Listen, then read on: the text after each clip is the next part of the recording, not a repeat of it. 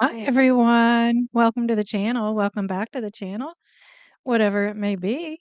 I hope you're all having a wonderful day. Let me know if you can hear me okay, because I did have some audio issues that I had to fix, and it took me right up until I just pressed go live.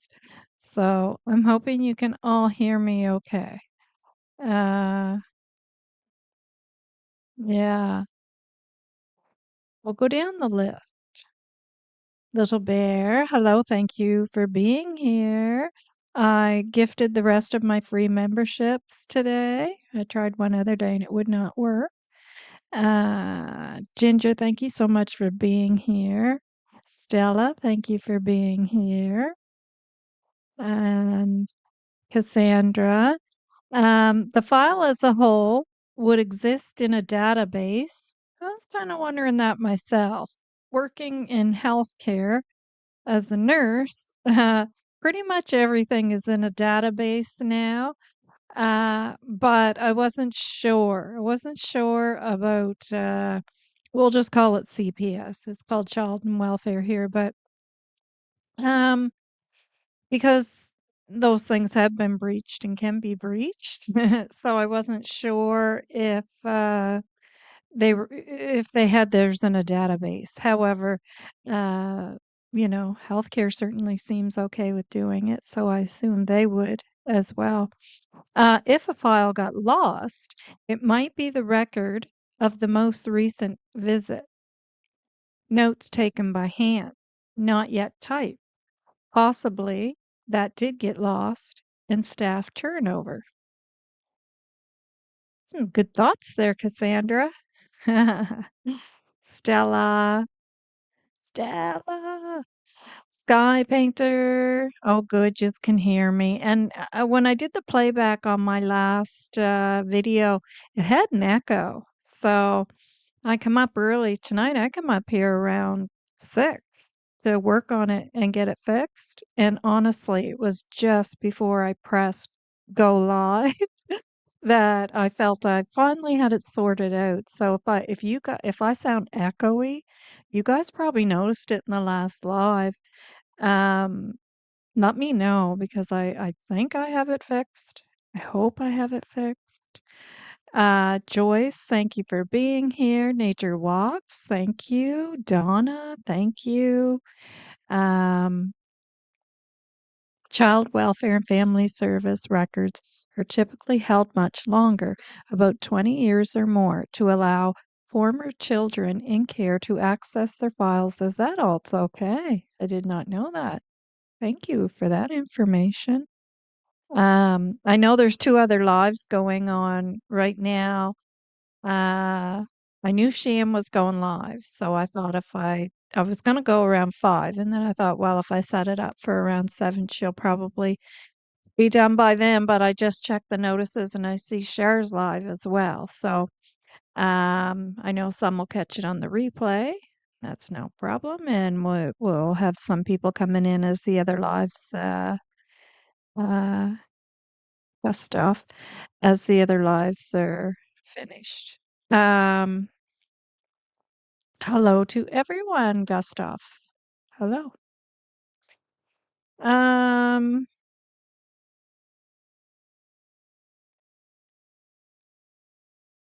so tonight we are going to go over the Jan and Charmaine and Melissa, but we love you. Thanks, little bear. Ah, I think we're all pretty good. You can't watch everybody at once.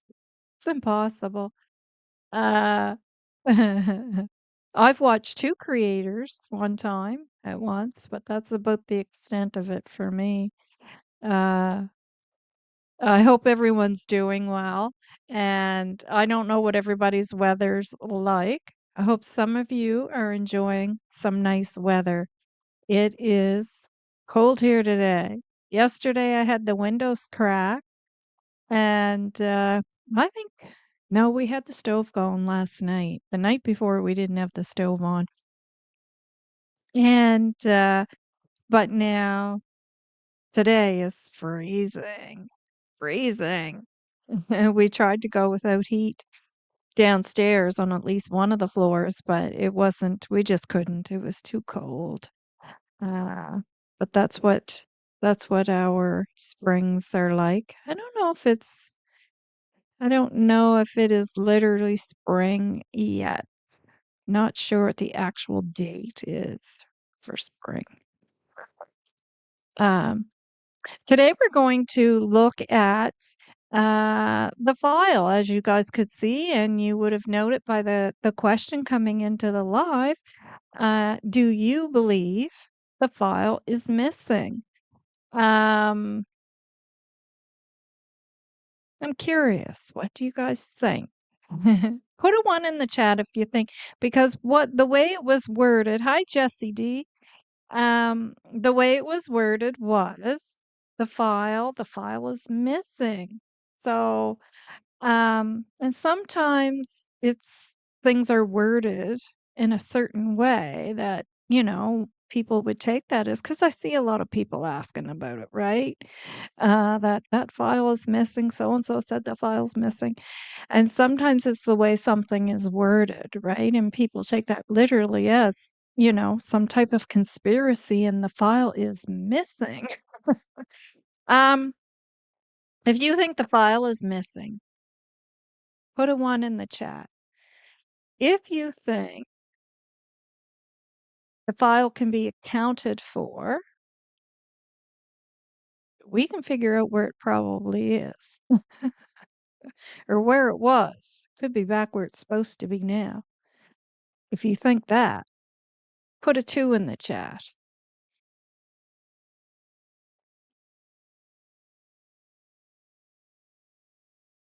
Well, even if it was misplaced, it would still be missing, right? Because if it's not where, I mean, it should be where, when people say something's missing, it's not where it should be, right? It's not, as a nurse, if I went down back to the filing cabinets.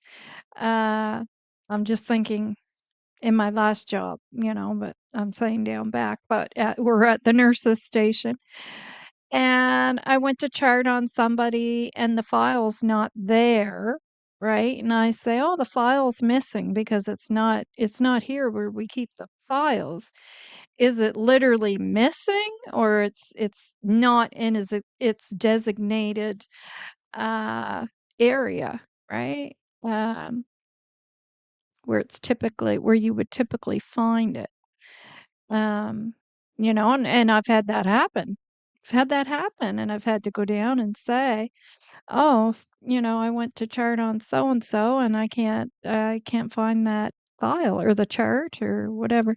Um, and lo and behold, we usually find it. And typically, when that happens, usually I know as a nurse when I go to look for so and so's file slash chart, whatever you want to call it, and it's not there, um, I can pretty much guarantee there's something going on. There's something going on, and there's a reason why that's not in its designated spot because somebody else took it, and there's something going on that's causing them to have to go through that, right? And yeah, check some things out to see what's been going on, right? With that individual or those individuals in this case as Lily and Jack. Uh Before we go on to that though, because that's going to be a little bit of a longer topic, let us go to the other topic I had there. Did you guys hear about the two kids here in Canada? I believe one was in Manitoba, one is here in Nova Scotia, who were plotting a school attack. Did everyone hear about that? That's some crazy shiz. And I mean, we just had one here in Canada. We just had that happen here in Canada. Um, at Tumbler Ridge. And if these two kids, yeah, it is scary stuff, Ginger. And if these two kids hadn't been caught, hi, hiker. Thanks for being here, Joyce. Yep, you heard. Um, yeah, if they hadn't have been caught. And by the way, it was the U.S. who prompted Canadians, right? The RCMP. It was Interpol. And it's happening here in the US too. It's horrible. Yeah. Yeah. Yep. Terrible. So we'll bring up the latest article on that. I'll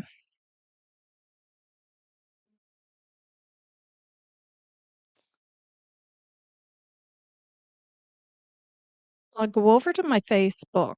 Or wait now.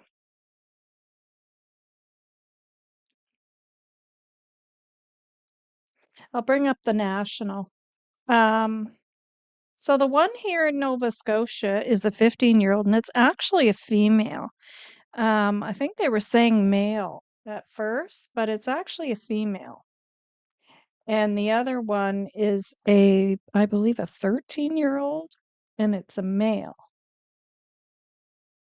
Uh,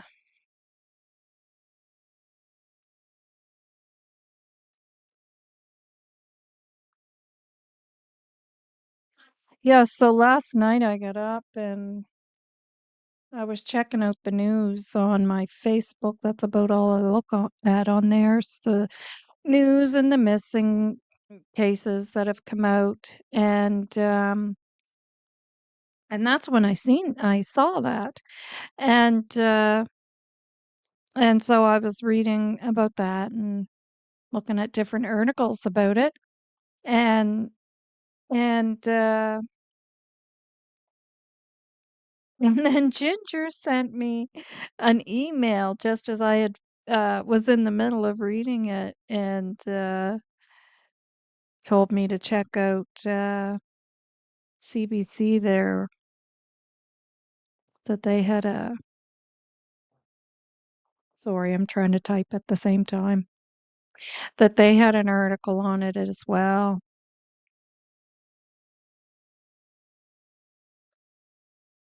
I wanted to bring up the national one because they did a pretty good job. Actually, I could probably just bring up the one you sent me, Ginger. Yeah, I think I will.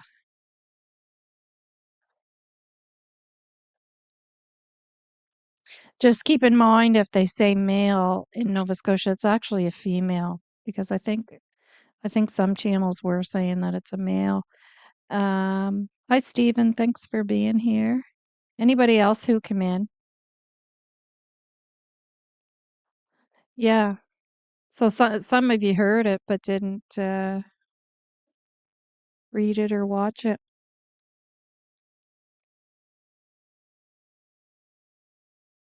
And there's also a new creator out, not a new creator, a new video out about Lily and Jack by a different creator who actually has in the millions of subs. And I've never heard of her before. And I happened to come across it last night. I'll have to take myself on screen because I'm probably going to freeze. Um, and First, I looked at it, and of course, I thought it was AI because everything is AI. And outside of the creators you guys know of that are actual creators. Um, so I bypassed it. And I just thought, oh, AI. And then I kind of looked at the name again because you can kind of tell from the AI names or from the names that it's AI. And So they just have certain names that you get used to it and you read it and you go, oh, yeah, that's AI. And you bypass it. So I read this one again and I was like, no, that doesn't sound like AI. And it was only 36 minutes long, and the AI ones like to make them, an hour or more. So I actually checked it out, and it's a good video. Um, so if you're sick of watching all of us creators that you've been watching, um, just teasing. This is another creator who has touched on it. It's good to listen to somebody else and how they present it, and I did fall asleep. um, it was after I was up to go to the washroom and finished watching the CBC on the two teenagers plotting, and then I saw that and I put that on play and I fell back asleep. But so I did miss part of it that I'll listen to later tonight. But I'll show that to you guys as well. And her channel name is KallMeKris. Have any of you guys ever heard of that channel? I think it's out of the US, I believe, from what I gathered, just from what I heard her say, excuse me, in the beginning there, but I could be wrong.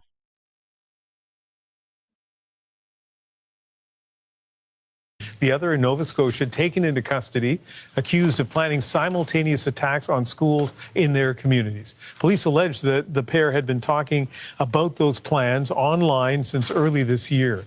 In a moment, we'll get some analysis from a criminologist who's a former police officer. But first, let's check in with Mira Baines, and let's start with what we know about the Nova Scotia suspect, Mira. Yeah, that suspect is a 15-year-old from this community, Bridgewater, Nova Scotia, and was arrested on Tuesday. It's a community of roughly 10,000 people, and police allege the plan was to murder multiple students at Parkview Education Center. That's a high school school of about 900 students.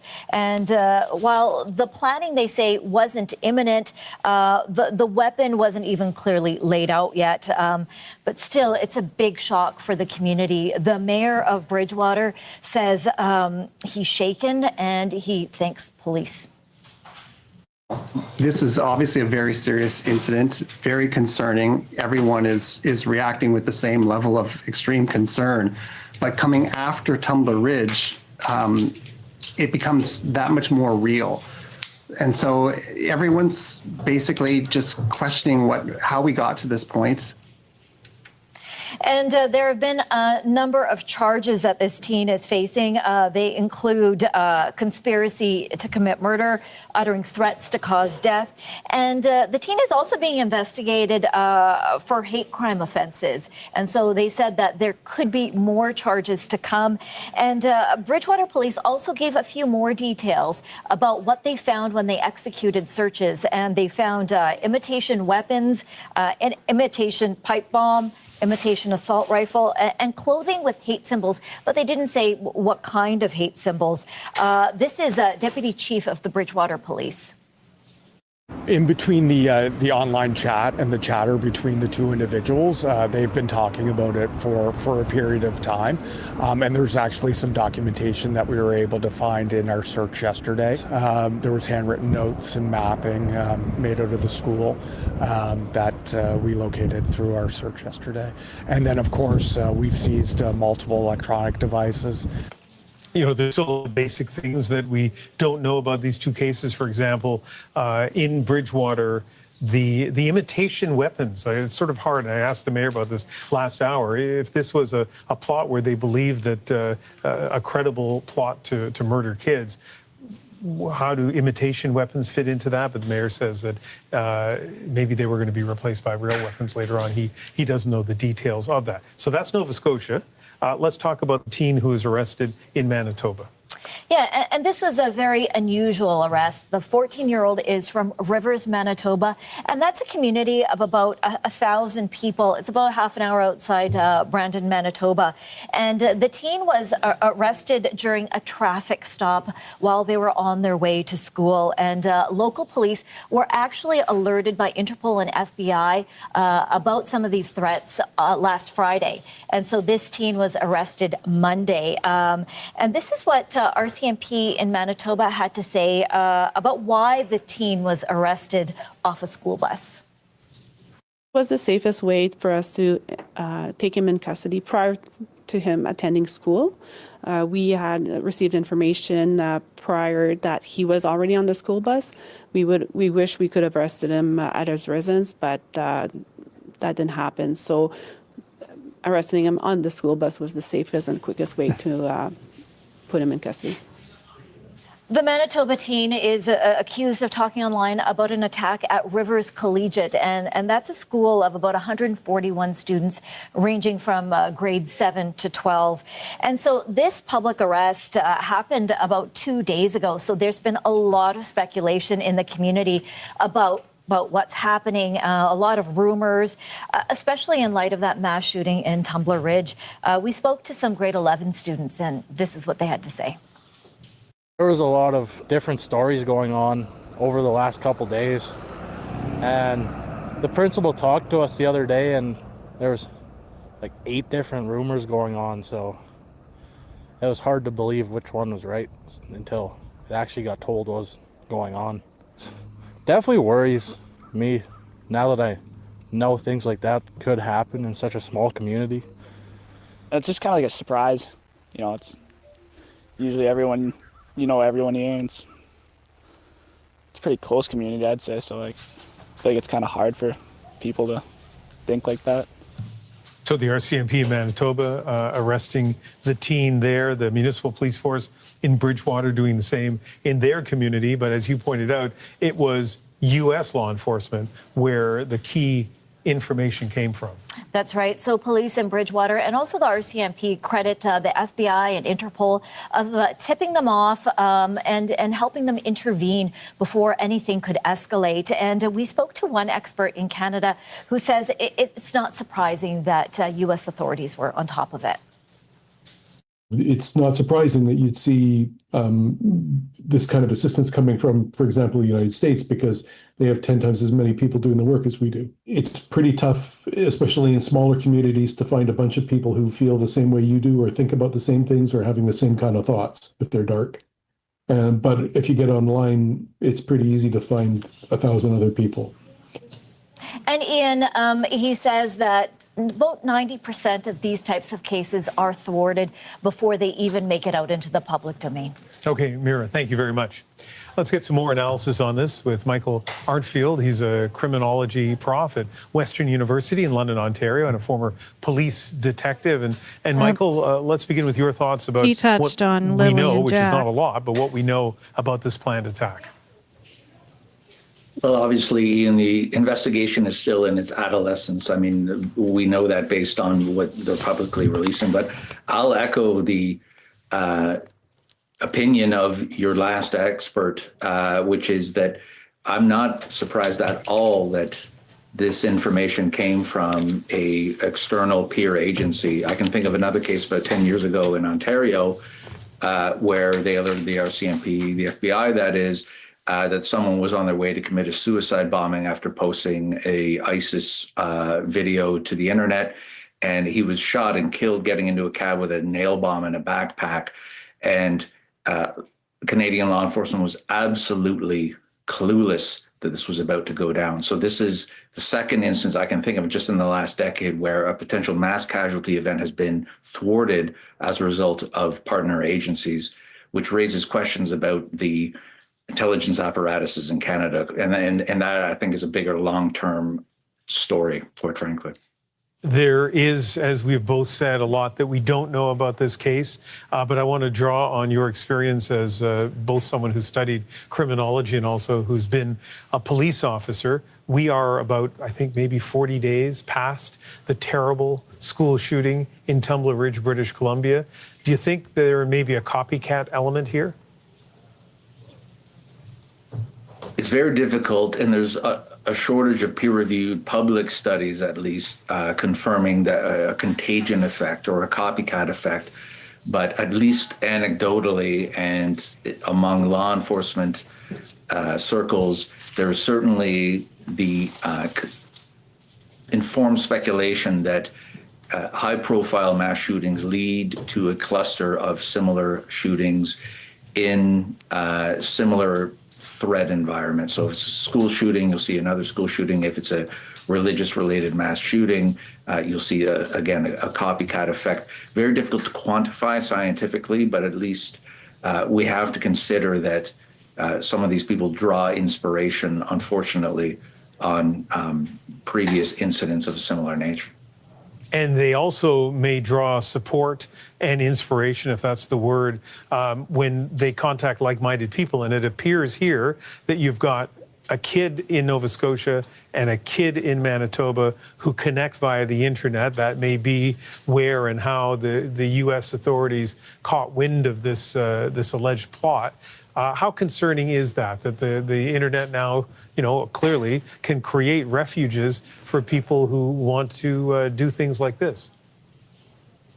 Well, I'll be clear on this. Obviously, online radicalization of any individual is not a new thing. This is not unique to this case. What is unique is apparently, and again, we don't know all the details, but this synchronized dyadic planned attack. Well, by dyadic, I mean bars teen accounts from sexually suggestive environments. 2 or more places at the same time. This coordinated type of attack, I don't know of in Canada previously. So the fact that in 2 different time zones, 2 different individuals, like-minded individuals, who appear to be adherents to no particular cause. So again, years ago, they talked about salad bar extremists who would just pick and choose their causes. Now there is no cause. These are people apparently intent on mayhem. And when they find each other, this additional development, this additional layer of the dyadic attack as planned is extremely concerning, because now you're dealing with, from a law enforcement perspective, multiple fronts to be dealing with a potential mass casualty event simultaneously. Yeah. I guess if there's a good thing in all of this, is that because the two are in contact, that contact may have been the very reason why this plot was thwarted before it could actually come into effect. Michael Artfield in London, Ontario, thank you very much. Thanks, Ian.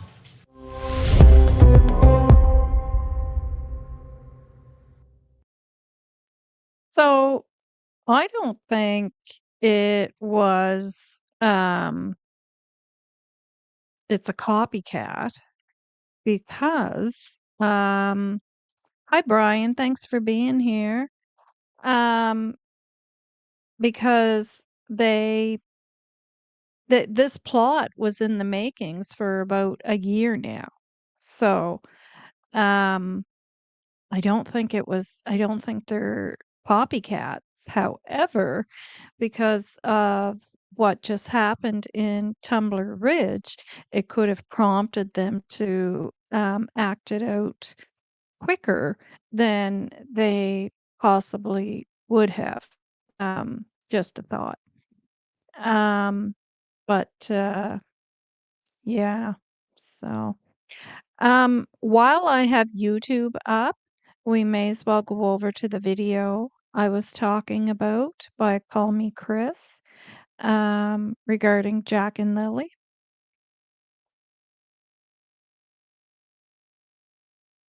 There's a particular kind of quiet that settles over rural Nova Scotia.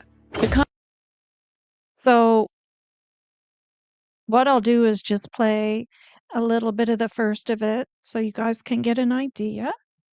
And then you can go to her channel yourself. You'll see the channel name there, KallMeKris. And it's KallMeKris,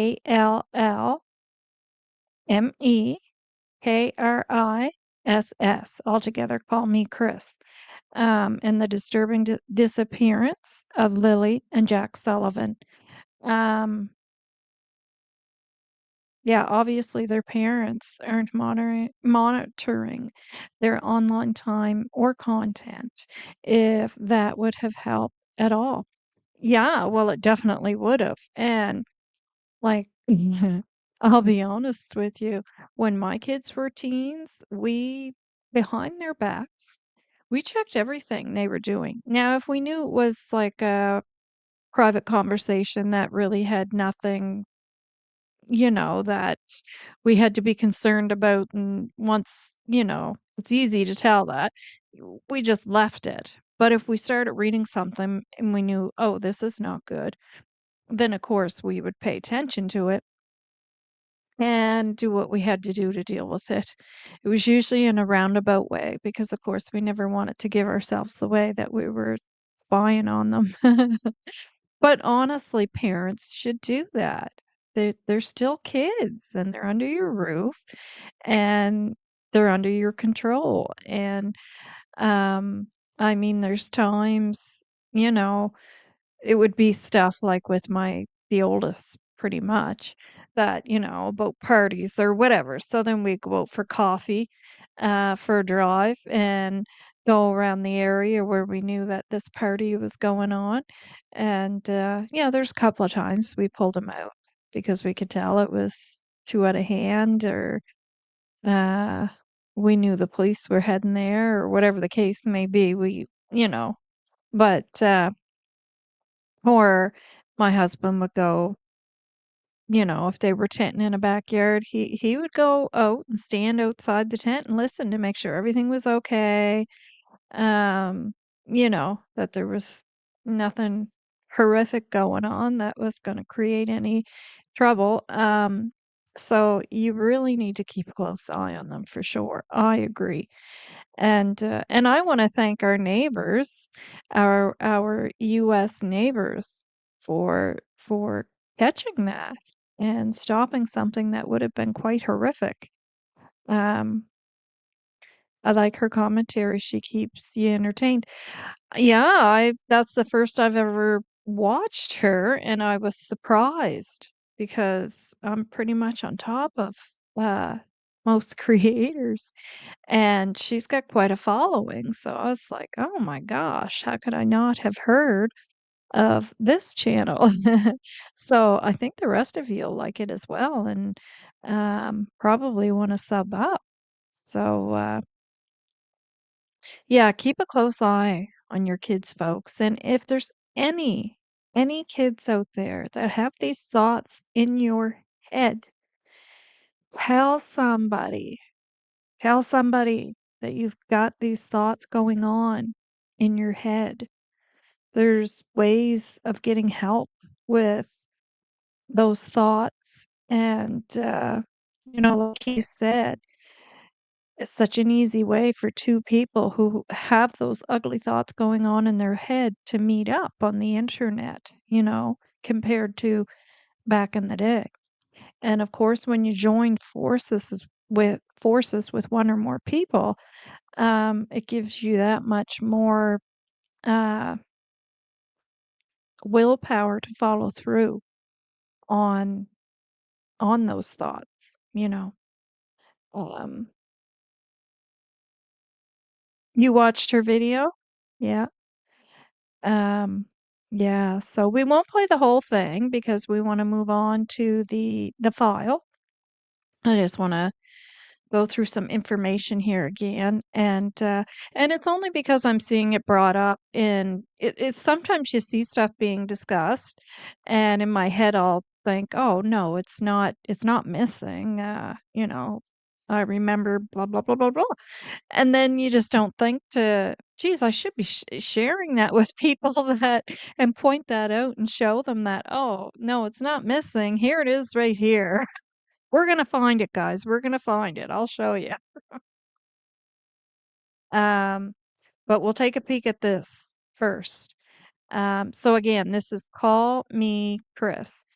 And Ginger, thank you for letting me know about the CBC there with I don't want to try and say his name because I know I'm gonna say it wrong, but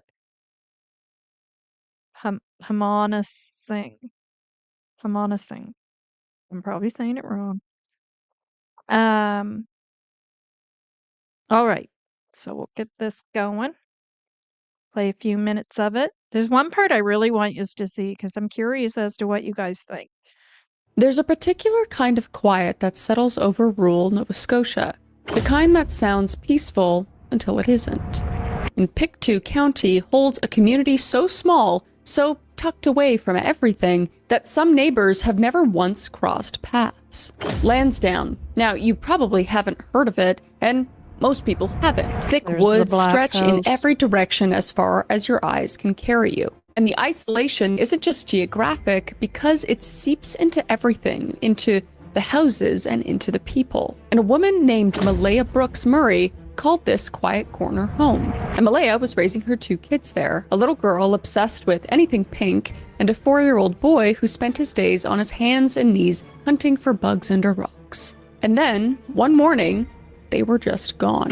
This is the story of Lilly&Jack Sullivan. Crime, conspiracy, cults, serial killers, and murder. All things that I love to consume, and I know you do too, you sick, twisted, beautiful, intellectually minded freak. And today we are doing a little mini episode, a little bonus episode, if you will, but it is about an extremely puzzling and disturbing case. So without further ado, let's unbuckle our seatbelts, go Mach 5 down the highway, slam on the brakes, and bust through the windshield into this puzzling case together.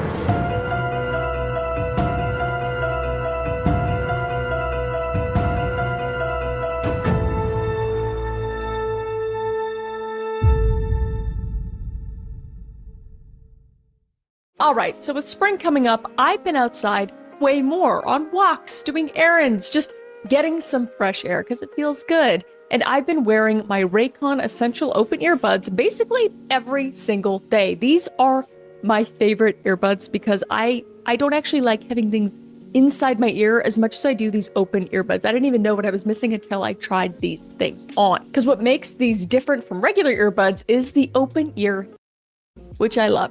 And Raycon, your routine this spring. So go to buyraycon.com, member of the Sipek-Nekatik First Nations group, one of the largest Indigenous communities in all of Nova Scotia.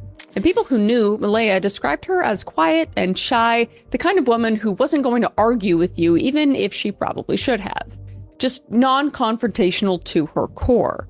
And the children's biological father was Cody Sullivan. And Cody was 29 in 2025. Okay, And Cody is that and Malaya Cody? had been together roughly 3 years before having 2 kids together. Is that Cody? Because I saw one picture of Cody, and I didn't think that that was Cody. I wonder if Belinda saw this video or Chelsea. Brandy, hi. Yeah, Brian, is it him though, Brandy? Like, do you know what Cody looks like? Is that him?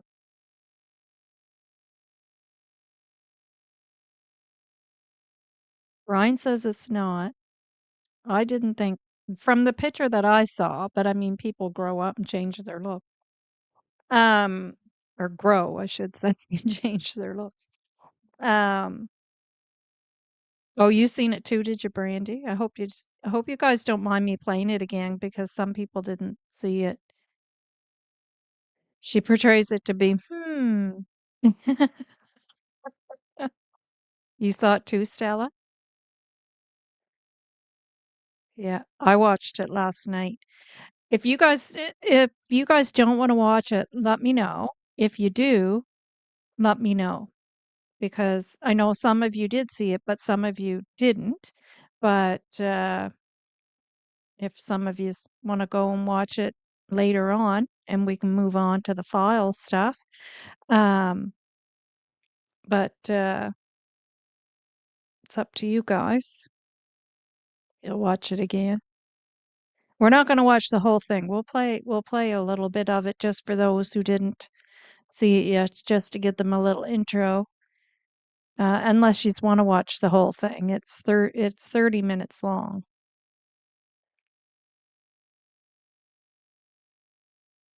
Okay, well, let's hit play then. And from the outside, it looked like a normal family with nothing alarming about it. But Malaya wasn't happy, and eventually she made the call that she wanted out. So she pursued full custody of the children, and Cody walked away without a fight. And not just from Malaya, but from it all, from the children and from any role in their lives. So by May of 2025, Lily and Jack hadn't seen their father in 3 years. And Cody had been paying child support for a while, but in 2024, he lost his job and the payments stopped. And by 2025, Cody was back living with his mother, Belinda Gray, out on the Eastern Shore with no job, no vehicle, and no real contact with his children. Now, Belinda described a distance between herself and Cody, saying he'd always been closer to his father. And then there's Daniel Martell. And Malaya eventually wanted to get back out there and find someone, so she met Daniel on Facebook Dating in the spring of 2022. And Daniel was 34 and moved fast. And by fast, I mean within 2 weeks of meeting her, he moved in with Malaya. But Daniel had a history with meth and cocaine and was trying to start over and build something new. And according to Malaya, she didn't find out about any of the drug history until a year into their relationship. So by 2025, Daniel was attending Narcotics Anonymous classes somewhere around 3 times a week, though the exact frequency depends on who you ask because sources aren't totally consistent on that. But the point is, Daniel was trying. Daniel worked hard too at a local sawmill doing hardwood operations until the work dried up. Because the spring thaw brings a seasonal ban on heavy trucks in the area, and just like that, the mill couldn't operate at full capacity. So Daniel went from full shifts to maybe 1 shift a week if he was lucky. And court documents that came out later painted a picture of a household under serious financial strain, with arguments between Malaya and Daniel about money and everything that came with it. So here's what you had. A quiet, non-confrontational mother trying to find a new love after a relationship that had fizzled out, a man with a complicated past doing his best to step up for this ready-made family, and both of them were struggling, but functioning together, for a while anyway. So in August of 2023, Malaya would make a decision that, in hindsight, becomes one of the more troubling threads in this entire story. Now, Malaya would pack up Lily and Jack and move out to Daniel Martel's family property in Lansdowne, rural Pictou County, about 65 kilometers from Truro, where Malaya had grown up, where her mother was, and where her friends were, and just generally where her entire support system lived. Just gone, all of it. And Daniel's mother, Jenny Mackenzie, already lived on the property in a trailer, and Malaya and Daniel moved into a separate mobile home nearby with the kids and their new baby daughter. And then, according to a close family friend, something shifted, and Malaya started pulling back from everyone. And it wasn't just because of the distance either. Something in Malaya's mood had changed, and she wasn't doing well in the months before everything fell apart. And Belinda Gray noticed it too. And Belinda had been staying in contact with her grandchildren despite Cody's complete absence, coming by every so often to see Lily and Jack. But after the move to Lansdowne, those visits stopped and contact went quiet. And the money problems weren't going anywhere. And by early 2025, there were 5 people in that mobile home: Malaya, Daniel, Lily, Jack, and their baby sister, Meadow, who was only 16 months old. Now, Lily Sullivan was 6 years old, born in March of 2019. And she had light brown hair, bangs, and an absolute devotion to the color pink. Pink boots, pink blankets, pink everything. And Lily would spend hours in the fenced backyard of their mobile home talking to her dolls and stuffed animals like they had opinions worth hearing. And she followed her little brother's lead too. Jack Sullivan was 4, born October 29th, 2020, with short blonde hair and the kind of bug obsession that only 4-year-old boys seem to fully commit to. And Jack would flip rocks and poke at logs and investigate every inch of the ground like he was on some kind of scientific contract. And Jack wore his blue dinosaur boots almost constantly and was still going through potty training at this time. But these two were inseparable, brother and sister and best friends all at once. Happy kids who loved playing and loved people, even if people were hard to come by way out in those woods. But they weren't completely stuck at home though. Both attended Salt Spring Elementary in Salt Spring, Nova Scotia, about a 20-minute bus ride from home. And Jack was in pre-primary and Lily was in primary, roughly the American equivalent of preschool and kindergarten. Now, the children did have some developmental concerns. Malaya described them as possibly autistic, not formally diagnosed, but behind in certain ways. Malaya said it wasn't extreme, just present. And the children were meant to get a proper evaluation at some point. And staff at the school had noticed things as well, and it went beyond academics. And the children's home environment raised concerns, as on one occasion Lily arrived at school without proper winter clothing, visibly unkempt, and staff had to provide clothing for her. And that concern eventually prompted a child protection social worker to visit the home, but no physical injuries were observed, so nothing came of the visit. But then in December of 2024, Salt Springs Elementary posted a photo from a class trip on Facebook, and in it, Jack is sitting among his classmates in the forest with a visible green and purple bruise below his left eye. And there ended up being other photos that showed more bruises on the children in later reports. And in private Facebook messages, Martel, the children's stepfather, acknowledged the bruising and blamed it on Lily, saying Lily had punched Jack in the face. And Martel would also say that Lily had a black eye because Lily pushed down on a toy truck and it swung up and hit her in the face. So keep that in mind. But life inside that mobile home wasn't simple. A large wood stove took up a good chunk of the living room, and outside was a fenced yard with a chicken coop and a steep embankment the kids would sometimes play near. And they'd actually built a little fort out there, and the entire property was wrapped in dense, heavy woodland. And in 2022, Hurricane Fiona had knocked trees down in every direction and layered the forest floor with fallen timber, making it tangled, unpredictable terrain that was hard to walk through and easy to get lost in. And Belinda Gray, the paternal grandmother, hadn't visited since before the family moved. So Tuesday, April 29th, 2025 was like any other day. But it was actually a free day for the kids because the next day was a professional development day for teachers, so there was no school on Wednesday. And the family spent that day running errands together. They did laundry at a relative's house, went grocery shopping, and got home at around 10:19 that night. And Thursday, May 1st, the children stayed home because Martel and Lily had a cough. And since Lilly wasn't going in, they kept Jack home too. So that afternoon, the whole family went out, and at 2:25 p.m., all of them were captured on surveillance footage at a Dollarama in New Glasgow, roughly 30 kilometers from their home. And that would be the last confirmed public sighting of Lilly&Jack Sullivan. But May 1st was unremarkable by all accounts. Martel said he spent the evening working on the fence in the backyard while the kids got ready for bed and couldn't. So, yes, I agree. I've always said that. That's there's certain things that always stuck out to me, and that is one of them. And because Daniel is so preemptive too in the things that he states, and that always bothered me because I thought, well, for one, Malaya denies it, and it sounds like Cindy saw them on camera on Thursday, on a video chat.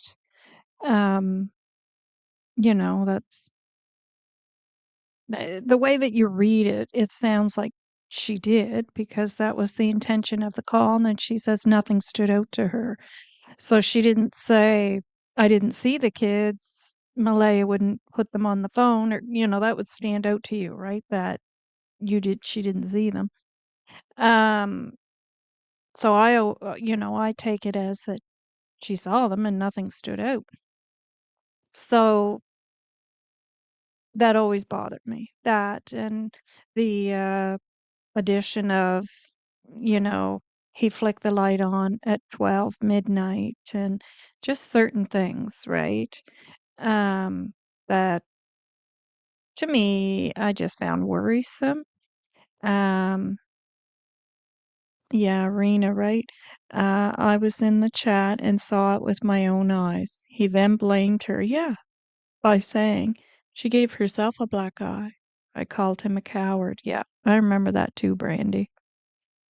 Yeah. I started a couple of other comments there.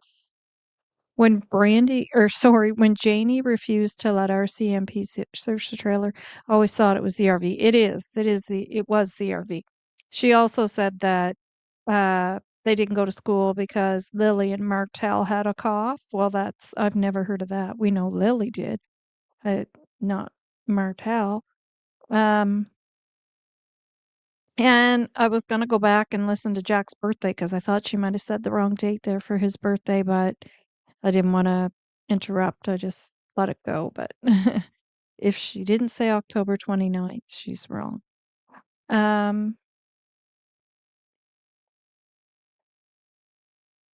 What other start? I might have got some other start comments there that you guys said. Miss. Uh, um.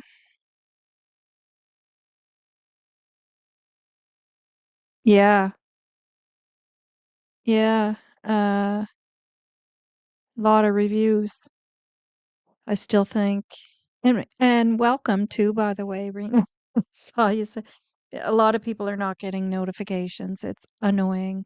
I still think he was getting her book bag at midnight and was scared someone seen it on. So yeah, to me there was something else going on there, and he felt he had to come up with that in case someone saw him turn on that light, right? Um, Okay, I will leave it up to you guys. Do you want me to keep going with this video or do you want to move on to oh, my mind's gone blank. Sorry, as usual. The file, the missing, in quotes, the missing file.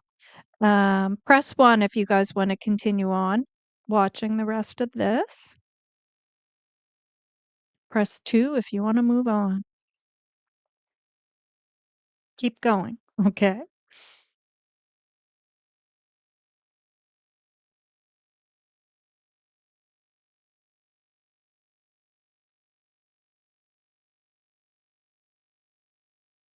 Brian's a 2. I knew you were going to press 2, Brian. I just knew it. I knew it.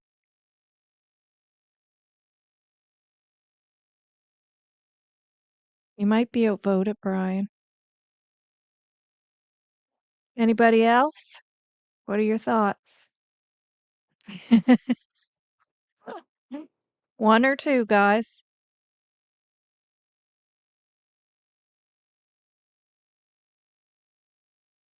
All right. Well, we'll keep going. Recall exactly two when ones. they went down. And Malaya said she put Lily and Jack to sleep somewhere between 9 and 10 that night, though police noted her timeline was inconsistent throughout. It's a good And refresh. before going to bed, Martel leaned a wrench against the front door as a makeshift alarm system. The idea was that if anyone opened the door, the wrench would fall, clatter, and wake someone up. And Martel had done this many times before, and it had never actually gone off. So somewhere between 6 and 6:15 in the morning, Malaya used the school's mobile app to mark both children absent. And See, some of the stuff is not as we know it, because we know that had to do with a bear. Right? That was about the bear. Come on now. reason as Thursday, Lily's cough, and since Lily wasn't going, Jack wasn't going either. And it was a second consecutive day home for both of them. Between roughly 8 and 9:40 in the morning, Malaya and Daniel were still in the bedroom with Meadow, their baby. And Malaya said she could hear Lily and Jack playing in the next room before she went back to rest. And Martel said Lily came in and out of the parents' bedroom a few times that morning, while Jack could be heard in the kitchen and apparently opening the patio door to go play in the backyard. Now, Janie McKenzie, Daniel's mother, was in her camper in the driveway about 30 meters away and later told police she could hear the children playing on the swings at around 8:50 in the morning. And that was the last time anyone claims to have heard them. So at some point, and no one can pin down exactly when, the adults noticed the trailer had gone quiet. So they checked the kids' bedrooms and found it empty, and checked the rest of the trailer, but found nothing. And then went outside and called for the children, but nothing was called back. And the wrench was still leaning against the front door, exactly where Martel had left it, undisturbed, which meant the children had gone out through the sliding glass door at the back. Both pairs of boots were missing, Jack's blue dinosaur boots and Lily's pink rubber boots. So at 10:01 a.m., Malaya called 911 and reported that her children had gone missing. And right away, Malaya told the dispatcher that the children were possibly autistic and known to roam. And 26 minutes later, at 10:27 a.m., RCMP officers arrived at 1407 Garlock Road. And the response was enormous by any measure. Ground search and rescue teams flooded in from across the province. And the Civil Air Search and Rescue Association deployed aircraft, the Department of Natural Resources contributed air support, and multiple RCMP units arrived with police dogs and remotely piloted drones. And over 160 people were on the ground by May 4th, and they weren't slowing down. And Martel told police that when he realized the children were gone, he jumped in his car and driven around looking. And when that turned up nothing, Martel got on foot and searched the woods for hours. And when investigators asked for a timeline, Martel said he hadn't tracked it and hadn't brought his phone either. So there was no way to map where he had actually been. And around 4 o'clock that afternoon, 3 family members emerged from the woods carrying a piece of blanket. Pink, which means it was Lily's. And it was torn and hanging in a tree roughly 1 kilometer from the mobile home. And search teams redirected their efforts toward that area. And a police dog was dispatched to catch Lily's scent from the blanket, but found nothing. No trail and no trace, which was troubling on its own because if the children had carried that blanket into the woods, there should have been something for the dogs to follow. But then Malaya told police something that changed the shape of things entirely. The blanket wasn't from inside the house. Malaya had thrown it in the garbage about a week before the children had disappeared. And it had been Lily's favorite for a long time, something Lily dragged everywhere. But Lily had grown out of it, and Martel had repurposed it briefly to block a draft coming in under the door before they tossed it out. So investigators looked at the trash bag still sitting at the end of the driveway and found the blanket inside, completely ripped apart with the missing piece. And Malaya explained that the piece was already missing when she threw it away because Daniel had torn the section off when he used it to block the door. So, a discarded blanket, already ripped, somehow turned up in a tree a kilometer from the house, and the dogs couldn't pull a scent from it. And nobody had a clean explanation for how it got there. I mean, could have been maybe an animal took it, like a squirrel took it and brought it up a tree. I don't know. So on the night of May 2nd, around 11:30 p.m., a drone equipped with infrared sensors picked up 2 heat signatures in the woods. So RCMP officers were sent in on foot and found nothing. And investigators later concluded the heat source was likely a bear in the area. But the search didn't stop, and days bled into each other. And by May 7th, 6 days in, Staff Sergeant Curtis McKinnon stood in front of the cameras with pictures of the children behind him and said, carefully, that search efforts were being scaled back because the realistic probability of 2 young children surviving alone in the wilderness for nearly a week was low. So on May 8th and 9th, the RCMP underwater recovery team searched bodies of water nearby, 3 ponds and Lansdowne Lake, but found nothing. And when it was all said and done, the search had logged over 12,000 hours with more than 1,700 crew members and volunteers, and the search area had more than doubled to 8.5 square kilometers. Helicopters, drones with thermal cameras, dogs, and divers had all been deployed, and still all investigators were left with was one child-sized footprint near the property and a piece of ripped pink blanket. The RCMP's crime unit, which had been involved since May 3rd, recognized this shift. This was no longer a search and rescue operation. It was an investigation. And the suspicion didn't wait for the search to wind down. It started almost immediately. And at 12:45 in the morning of May 3rd, just hours after the children were reported missing, Malaya called police with a theory. And Malaya thought the children's biological father, Cody Sullivan, might have taken them, and that maybe Cody had driven up, picked up the kids, and taken them to New Brunswick, where Malaya believed Cody might be living. So police were at Cody's door at nearly 3 a.m., and Cody was confused and disoriented, being at that time of the morning, just shaken by having officers show up at that hour, and told them he hadn't seen the children in over 3 years, because remember, he was a very absent father. So they took down some information and they would leave. And that same afternoon, things got loud, and Daniel Martel's drug history had apparently made its way to Malaya's family, and her sister was furious. And a confrontation broke out on the property, and Janie McKenzie eventually ordered the family to leave. Witnesses were there, and it got ugly. And at the Search and Rescue Command Center later that day, Malaya reviewed the maps of the search area, and the weight of everything hit her at once. And Malaya handed Meadow to a family member, went outside, and had a panic attack while medical staff attended to her. And when it was over, something had changed. Malaya packed up, left Lansdowne without Martel, and blocked Martel on social media, and didn't look back. And May 7th brought another. Yeah, she's inferring that it's Cody because she's putting that picture up when she mentions Cody, but I've seen one picture of Cody and I didn't think that that was him, but like I said, people change their looks. Maybe it is. Only Belinda and Chelsea would know. He looks way too old to be Cody, in my opinion. I don't know what he looks like, but well, I saw a picture of him and I don't remember him looking like that, but I don't know. But maybe she just didn't have a picture of him, so she just used one. I don't know. I don't know. Um, yeah, there's some other comments here I stirred we may as well take a look at while we're stopped here. Um,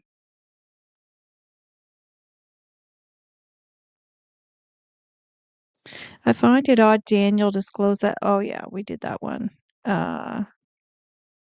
I find it odd that Janie says M&D were outside yelling for the children for 10 minutes before she got up and told them she heard them outside. Yes, I do too. Yeah, that's another thing that has stood out to me as well. Many people just doesn't make sense. Yeah.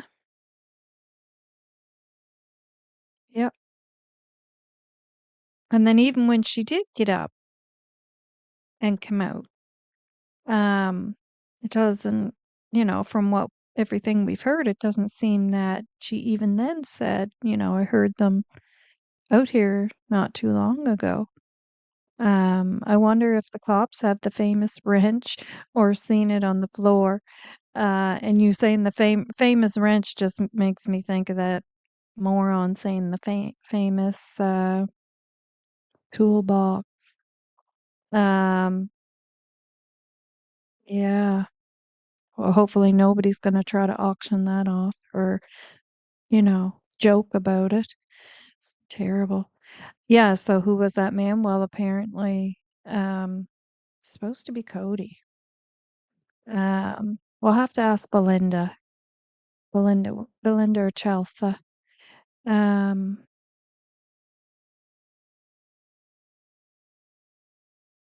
she's not being literal about the squirrel taking the blanket. No, no, no. I think she's actually probably poking a little bit at the fact that some people, we know who those peoples are, who the peeps are, had said that a bear took it or a bird took it. Well, she went with squirrel, but I think she's just, kind of poking a little bit at those who said such ridiculous things.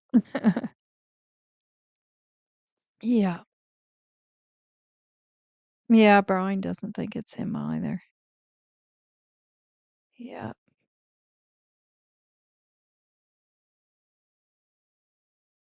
Yeah, what's up? What's going on? Like you would know something bad's going on here, right? I mean, your first guess would be is that the kids can't be found. But that's why I had always said as well, like, well, oh, remember though, she thought that it might have been that Jack was getting in the chicken coop. Well, there's different types of sounds, that parents have. And that panic is different than a parent wanting a child to get away from something. Um, but in that household, probably not, right? It was probably always just, yeah, an angry voice. Me, guys, sorry.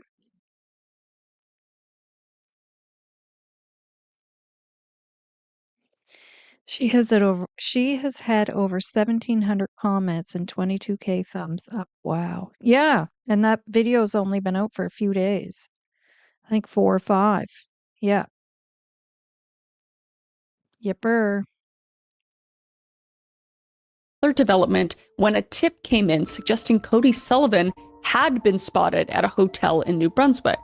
The police contacted Cody, and Cody said he hadn't left Nova Scotia, and they verified it, and Cody was effectively removed as a person of interest. So, who did that leave? Malaya went almost completely silent after this, and she gave one brief media interview during the initial search and then nothing. And police had advised her not to speak publicly because they were building a case, and in October of 2025, Malaya released a written statement through the volunteer group, Please Bring Me Home, saying, quote, I will never stop searching for my children until they are found and brought home safe and sound.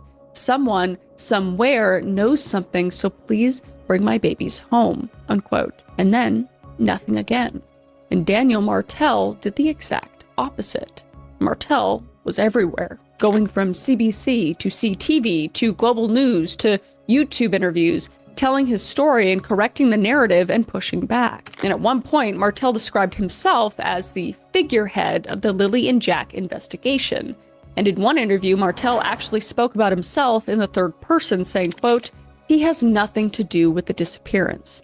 But in the public, as long as he looks evil, the public will judge him as being guilty, unquote. And people thought he was guilty because other photos surfaced after the kid's disappearance, and they showed more bruises on the children. And media outlets pressed Martel on this, and he didn't comment publicly, but he would comment in those Facebook messages like I mentioned before, and he would acknowledge the bruising, saying that Lily did it to herself, and so did Jack. But people weren't buying it. And Belinda Gray, the paternal grandmother, hadn't visited since before the family had moved. And when police showed Belinda photos of the children after they disappeared, photos taken in the months prior, Belinda was visibly shaken because they looked thin and malnourished with cracked lips. And Belinda said she believed the parents had failed these children, and she included herself in that failure. And when police later interviewed Brooks Murray, she was asked if Daniel Martel was ever physically abusive towards her during their relationship. And according to documentation filed for a search warrant application, her answer was yes. She stated he would block her and hold her down when she would try to leave, even pushing her. And one time, when she wanted to call her mother, Daniel took the phone away from her, sometimes leading to something physical. And Martel denied all allegations against him, and he would yell in response. No physical violence ever transpired in the duration of their relationship. So they had their ups and downs, but he said things never got physical. And in all interviews with news sources, he continually denied the allegations, stating they were trying to design a narrative where he was the perpetrator. And although never brought to court, a pattern of isolation from the family, a control of behavior from contacting them through the phone, and supposed physical confrontations, investigators were cautious with his narrative, unsure of what truly occurred in their home months before the disappearance of their children. But the contrast between the way Malaya was acting and the way Daniel Martel was acting was very stark, and the internet naturally noticed. And people couldn't reconcile Malaya's silence with Martel's apparent need to be on every camera every other week. And both behaviors were scrutinized, with neither explanation feeling satisfying. And the true crime community went into overdrive, with Facebook groups, YouTube channels, and Reddit threads all analyzing and theorizing and speculating constantly. And a channel called It's a Crying Shame, run by a woman named Sunny Austin, was doing live streams on the case regularly and sometimes drawing thousands of viewers. And family members of the children would occasionally show up in the chat, including Belinda Gray and, of course, because he needs to be in the center of everything, Daniel Martel. And one of those viewers was a man named Darren Geddes, a distant relative of Brooks Murray's and a first cousin of her grandmother, Patty Pearson. Now, Geddes appeared in one of Sunny's videos and put forward a theory that Malaya had put the children in a vehicle and sent them away before calling them in as missing, covering himself with a half-hearted "could be wrong" while the implication was clear. And police took it seriously enough to interview Geddes on May 30th. And according to documents, he was confrontational and evasive and more interested in getting information from investigators than actually giving any to them. And he became upset when police wouldn't answer his questions. And a month later, Malaya gave police a recording of a phone call between Geddes and her mother, Patty Pearson, recorded on the evening of June 21st. And whether Geddes knew he was being recorded was unclear. But meanwhile, the harassment toward Martel online was relentless, with people calling him a child killer and asking him where he had hid the bodies, each message just getting darker and darker than the last. And on June 2nd, a candlelight vigil was held outside the RCMP detachment in Stellarton, and about 50 people gathered and placed stuffed animals, candles, and angels, and the memorial continued to grow. Martel attended alongside Belinda Gray. 2 paper lanterns were lit and released into the sky, one for each child. And afterward, Martel stood up and asked the public to stop targeting Malaya because her mental health, he would say, would affect Meadow. So as the search scaled back, the investigative machinery kicked into full gear, and nearly a dozen RCMP officers from across the country were assigned to the case. And on May 12th, both Malaya and Daniel took polygraph tests at the Bible Hill RCMP detachment, and both passed. And by June 2025, investigators had spoken to roughly 54 people with connections to the case, and some of those people were polygraphed as well. And Martel told CBC around this time that every question he was asked in those interrogation rooms assumed the children were dead and that Martel was the one responsible. And not one question framed the possibility that someone had just taken them. Just, quote unquote, "Did you kill Lily and Jack?" unquote. So for someone claiming innocence, Martel said, that was a terrifying room to sit in. On June 10th, Janie McKenzie underwent a polygraph, but the results were not used because her, quote, physiology was not suitable for analysis, unquote, according to documents. And June 12th, Cody Sullivan took a polygraph and passed. And July 2nd, Cindy Murray, the maternal grandmother, and her boyfriend, Wade Paris, both took polygraphs and both passed. This is kind of irrelevant because you can't use a polygraph in court, so it's just, I don't even know why it's used anymore. But at this stage, police stated they did not believe the children's disappearance was criminal in nature, with no grounds to suspect someone had done this deliberately. But investigators needed something. So on June 19th, the Nova Scotia government announced a reward of up to $150,000 for information related to the missing children, with the value scaling depending on the quality of the lead. So by August 2025, investigators had accumulated over 8,000 video files from trail cameras, dash cams, and security systems. Every frame of footage they could find in the area was being reviewed. And investigators had also executed approximately 12 search warrants between May 16th and July 16th, covering properties, phone records, banking records, and surveillance footage. And then in September of 2025, more than 4 months after the children vanished, the RCMP deployed cadaver dogs. And these aren't ordinary search dogs because they trained specifically to locate human remains. And there are only about 6 to 8 of them in the entire RCMP across all of Canada. So 2 handlers arrived, one from Alberta and one from British Columbia, and covered 40 kilometers of terrain over 3 days, starting from the property and working outward and hitting areas like where the pink blanket was found. But they would find nothing. And in November 2025, about 30 volunteers conducted a new search near the middle river of Pictou, and one of them found a blanket in the woods with what appeared to be bones wrapped inside. And the bones were sent to an anthropologist who reviewed the photographs and determined they were animal bones. And on one occasion during these searches, a group was approached by a local property owner and told to leave because he had dangerous animals on his land. And those dangerous animals turned out to be 2 rams. So by January 2026, investigators had conducted 75 interviews, processed over 1,066 tips, examined 8,100 video files, and deployed units from across multiple provinces. And RCMP Staff Sergeant Rob McCammon said plainly that no suspects have been identified. And the case remained classified under the Missing Persons Act, which allowed investigators to continue accessing telecommunication records and anything else they deemed relevant, even without a formal criminal designation. And that could change, McCammon said, if new evidence surfaced. So they're waiting. But since there are no official suspects, not one, the public filled the vacuum with its own theories. And the first is an abduction theory. So from almost the beginning, Martel was pushing investigators to monitor provincial borders and airports because Martel believed the children were taken, and Malaya's inner circle shared that view. But police kept saying there was no evidence of abduction, so no Amber Alert was warranted. That is, until May 31st, when a woman named Natasha Haywood came forward and told police she'd been driving with her sons on the morning of May 2nd and spotted 2 children walking on the side of the road. A young girl was holding a younger boy's hand, and the boy had blonde hair and was wearing shorts, and the girl had dark hair in pigtails with a tank top with a blue string. And they were walking toward an older white woman, approximately 50 to 60 years old, who was standing by the passenger side of an older tan or gold-colored sedan with the back door open. The location was Garlock Road and Lansdowne Station Road, close to the home. The descriptions didn't perfectly match, though, as Haywood estimated a 9 or 10-year-old girl and a 5-year-old boy, whereas Lily was 6 and Jack was 4, and the car was never identified. And police looked into it, but nothing came of it. But the account fueled the abduction theory in a significant way. And the next would be that they just wandered into the woods. And this was the working theory from day one, and the reason for the massive immediate search response.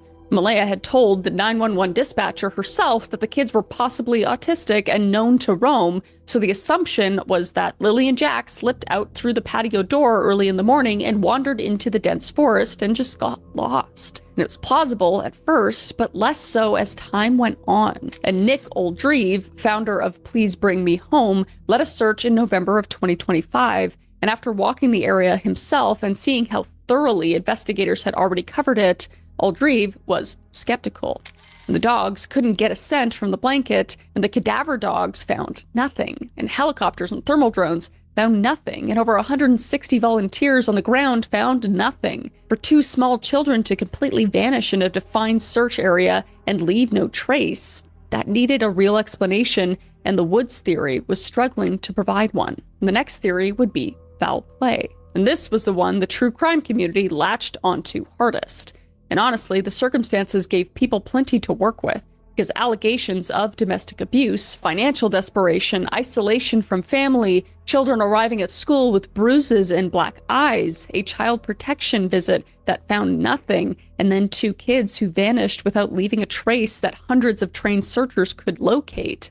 And one early red flag involved Malaya deleting the Text Plus app from her phone. Now, Text Plus was an internet-based calling app Malaya used frequently because traditional phone service was spotty out in Lansdowne, and deleting it wiped the records and potentially compromised a portion of the investigation. And when asked why Malaya deleted it, she said she simply didn't need it anymore. And then there were the neighbors. Brad Wong and Justin Smith both told police they heard a vehicle coming and going from the property in the early hours of May 2nd. And Wong said he could see vehicle lights over the tree line from his elevated property, and that a loud vehicle had departed the driveway multiple times after midnight, stopping and returning and going again across 3 to 4 trips, before driving off in the early morning hours.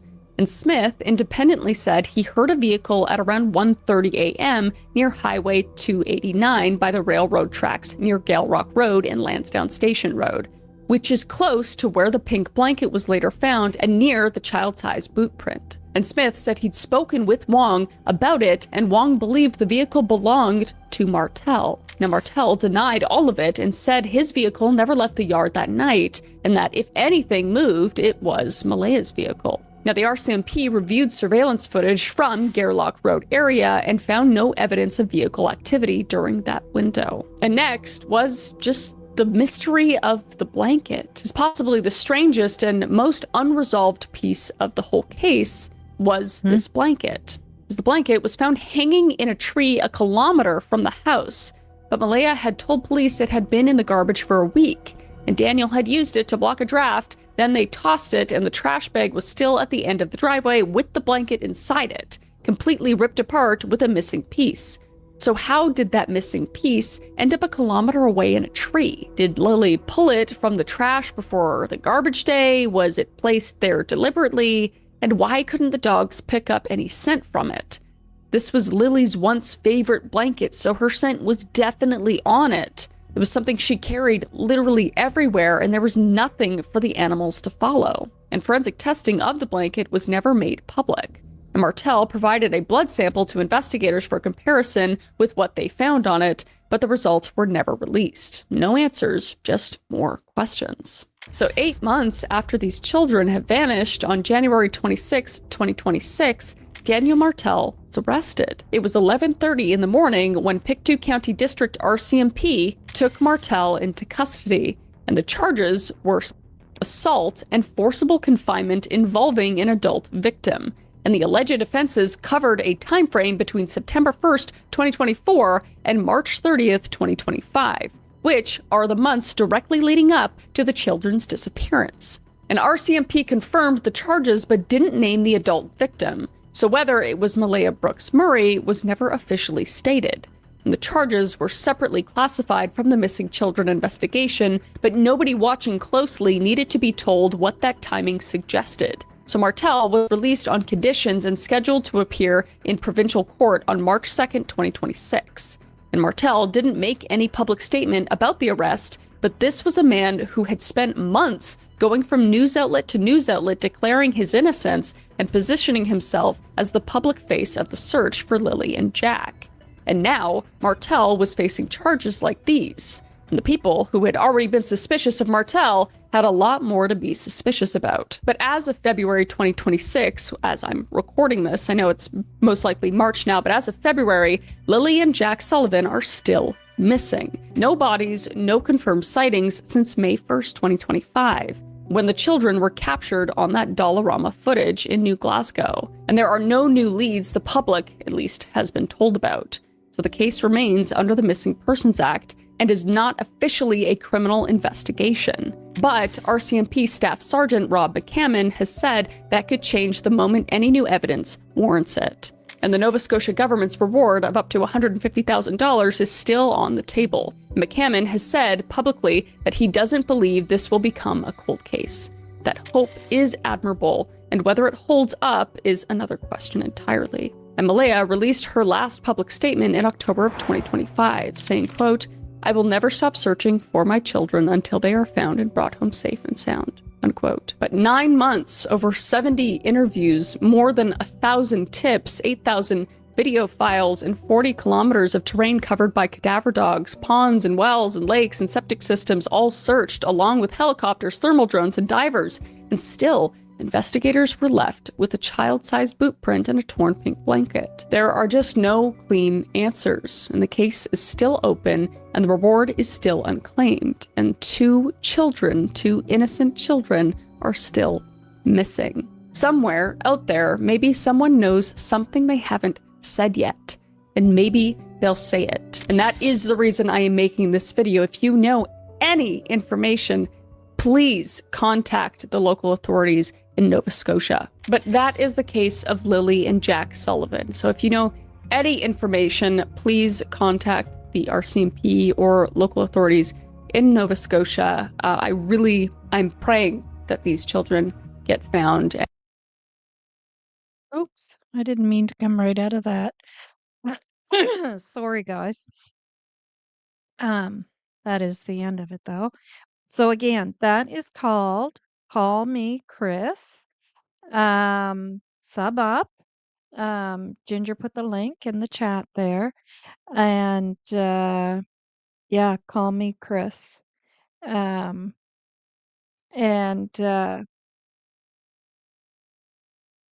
I think she did do a pretty good job. No, it's not the same as the 911 call. So dispatch would be what many of us had played. Actually, I don't think I played it because there were so many other channels playing it that I touched on other stuff while they were playing it. But what's that channel called?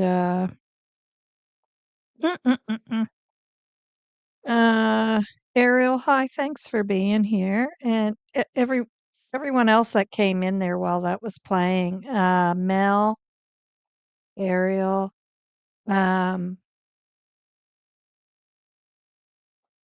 yeah, so dispatch is, it's the calls you can hear over the radios where they're saying, um, talking about, the information that the mother said, 2 kids, their ages, color of the boots. And you hear the guy say he has to go back to the house and get more information, um, those things. And they're talking about certain roads and stuff like that. You can hear them talking about some of the articles of certain things that they found. Yeah, that's the radio. Ginger, what is the name of that channel? Her name's Paula, but I can't remember the name of her channel. Plunder. She had them all on her channel. And if you ever want to hear them, you can go over to her channel. She has them all.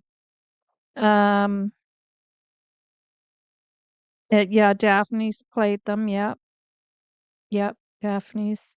I don't know if Justin did. I can't remember hearing them. Yeah, Plunder, Mel. Yep. Yeah, so that's called KallMeKris. That video has, I think, almost 500,000 views, guys. So that's awesome. I think she has, I feel like it was 14 million subscribers. It's in the millions. Um, yeah. I started some comments here, so we'll go over those and then we'll move on to the file, the quote missing file. Yeah, so when she was saying Rob McCannon, Sergeant McCannon, or whatever she said there, McCammon, that wasn't him either, and she showed that picture. So I'm kind of thinking that's probably not Cody. Um, yeah, so I think she did a good job too. I was thinking the same thing. Like there's a few things that she was, a little off on, but for all the info that's put out there, um, to have to go through all of that, not having followed it from the beginning up to now, like we have, that'd be pretty tough. So I could see how she'd get a few things off. So, but job well done, for sure. Yeah, Mel, there's something very odd about this case. 100%. There is definitely something odd. People don't simply disintegrate. Something happened to them. Yep. Yep. It'll be interesting to see what takes place with Please Bring Me Home. And by the way, I will put Please Bring Me Home up there so you guys can see that as a reminder. So to participate, the top part of that cut off, sorry. If you're on the phone like Mel, you can probably see the whole thing there. If you're in the chat, the other chat, you can see the whole thing, but the most important information is on here. Search at pleasebringmehome.com, your full name, your phone number, emergency contact info if you're interested. If you're able, mentally and physically, really, then join the search. Or if you know anyone, let people know. Um, and it'll be interesting to see what takes place during this search. Now, again, Nick stated they're going to focus on all the little pathways. Um, Last time they focused on the waterways. Um, yeah. So,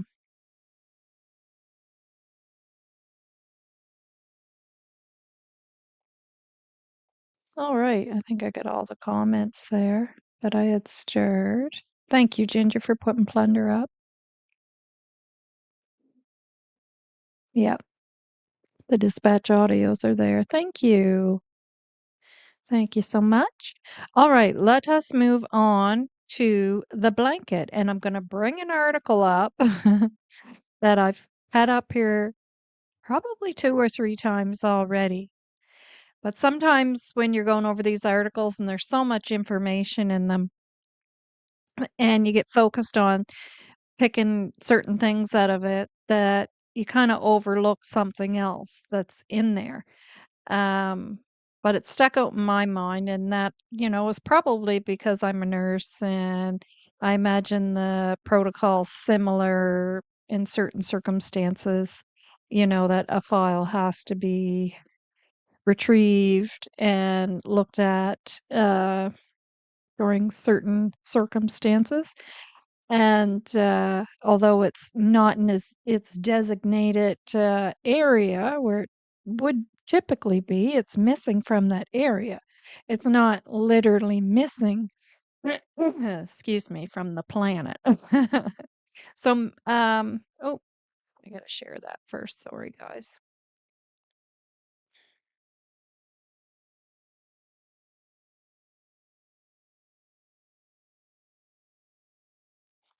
So this again is the article from Globe and Mail by Lindsay Jones.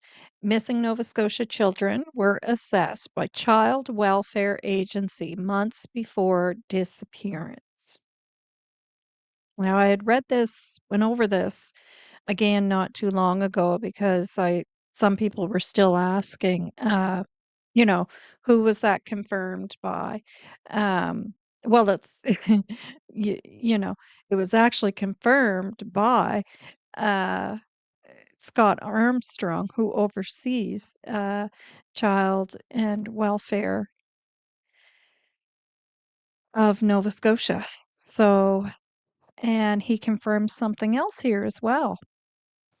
And so I have to go over to the other screen. So to read this, And so I'm going to read it. I can play the audio, but I think I'll read it today. And oh, thanks, Ginger, for putting the Please Bring Me Home up. We'll put that up there while I'm reading this. Yeah, so I'll read it out today.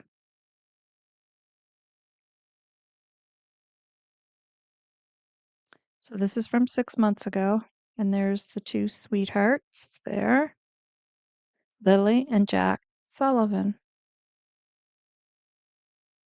So Jack turned 5 in October. Lily will be turning 7, March 22nd of this month.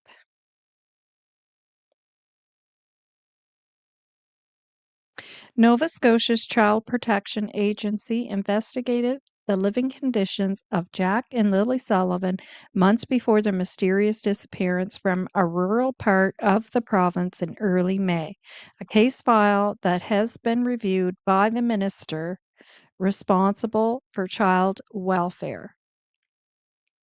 So, you see what that says there? A case file that has been reviewed by the minister responsible for child welfare.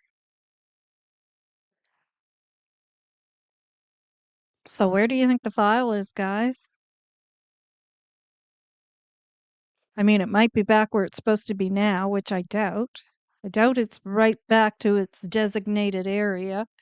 Uh, you know, um, but we certainly know where it has been and probably still could be. So did you all get that? There's where the missing file is. Was, possibly still is. A case file that has been reviewed by the minister responsible for child welfare. So I'll continue on. So if it was missing, he certainly wouldn't be able to review it.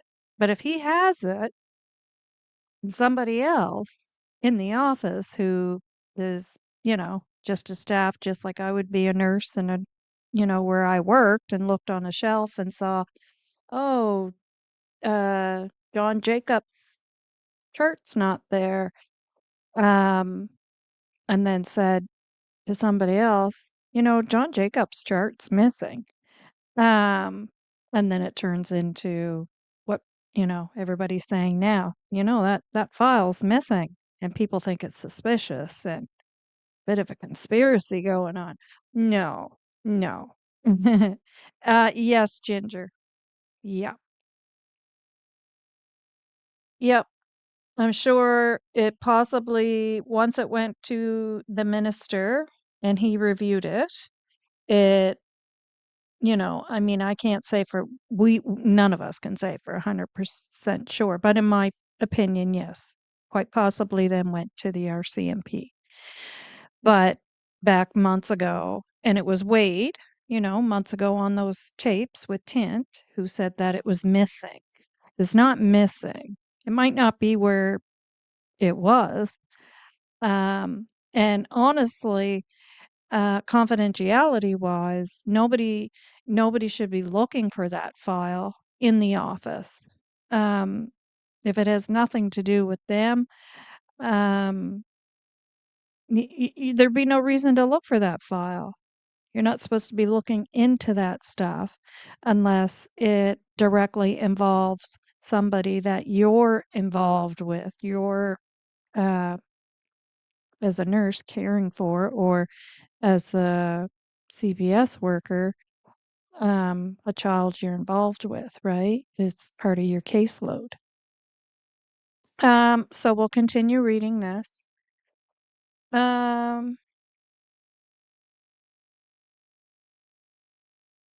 Nova Scotia's child agent investigated. Oh, sorry, lost my spot, guys. Doesn't take much. Nova Scotia's Child Protection Agency investigated the living conditions, a case file that has been reviewed by the minister responsible for child welfare, Scott Armstrong. So that is who they're talking about, right? Who reviewed the file. He's the minister responsible for child welfare. Scott Armstrong, Nova Scotia's Minister of Opportunities and Social Development, confirmed in an interview that the agency had a file on the children prior to their disappearance, but said it would be inappropriate for him to discuss the agency's findings. So he's obviously gone through the file, had the file, right? Possibly still has it, but I agree with Ginger. It's probably most likely been handed over to our CMP. With Jack and Lily still missing, and the police investigation underway, it's not the right time to dissect the agency's prior involvement, Mr. Armstrong said. I disagree, but anyways.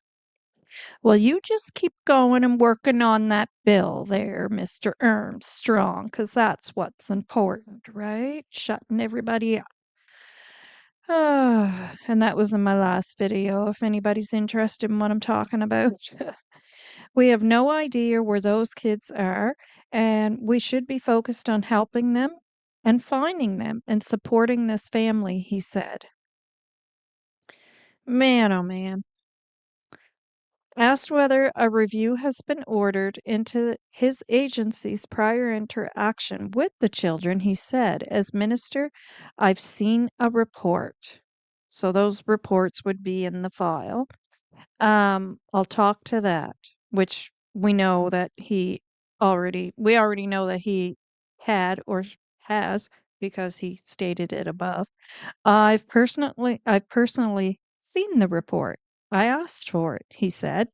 I'm aware of how our department was involved in this. So he would have went through the whole file. He added, I think we should be focused more on these kids than we are on looking to blame somebody. It's not about blame. And for someone to even think that way, that's what really bugs me is that old way. And especially this day and age. We should be past that mentality of thinking it's about blame. When you can't take a look at something to try to do better. It's not about blame, it's how to do better. It's and people, allowing people and those family members of the victims to advocate for change. Um, but they're trying to strip Nova Scotians of that. So, and again, like I said, you can watch my last video if you want to understand what I'm talking about there. Mr. Armstrong said, there may come a point when the agency's involvement with the children is deserving of more scrutiny, but now, 7 weeks into their disappearance, is not it. Daniel Martel, who was in a common law relationship with the children's mother and was living with them when they went missing, told the Globe and Mail in an interview in May that a social worker with Child Protective Services visited the home several months ago.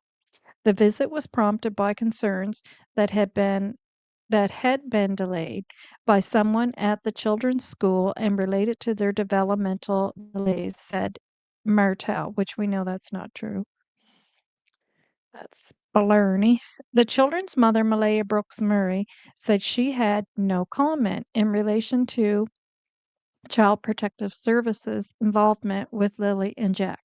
Mr. Martel has said he had nothing to do with the children's disappearance and has nothing to hide.